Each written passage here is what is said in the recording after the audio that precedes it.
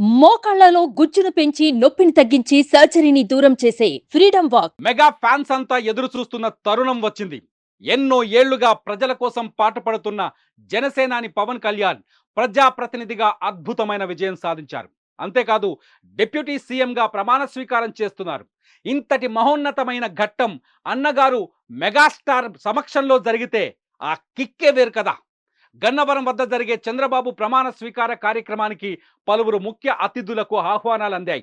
ఇందులో పవన్ కళ్యాణ్ సోదరుడు మెగాస్టార్ చిరంజీవి కూడా ఉన్నారు. పవన్ కళ్యాణ్ సోదరుడైన చిరంజీవిని రాష్ట్ర ప్రభుత్వం ప్రత్యేక అతిథి హోదాలో చంద్రబాబు ప్రమాణ స్వీకారానికి ఆహ్వానించింది. దీంతో ఆయన ఇవాళే బయలుదేరి విజయవాడ చేరుకోబోతున్నారు. సాయంత్రం కల్లా విజయవాడ చేరుకొని రాత్రికి అక్కడే బస చేయబోతున్నారు. రేపు ఉదయం ప్రమాణ స్వీకారానికి చిరంజీవితో పాటు ఆయన కుటుంబ సభ్యులు కూడా హాజరు కాబోతున్నారు. దీంతో చిరంజీవి రాక ప్రాధాన్యతను సంతరించుకుంది. ఈసారి ఎన్నికల్లో తన సోదరుడు పవన్ కళ్యాణ్ గెలిపించాలని, కూటమిని గెలిపించాలని చిరంజీవి గతంలో వీడియో సందేశం ద్వారా పిలుపునిచ్చారు. ఆ తర్వాత పవన్ కుటుంబ సభ్యులు కూడా పవన్తో పాటు ఇతర కూటమి అభ్యర్థుల గెలుపు కోసం పలు చోట్ల ప్రచారం చేశారు.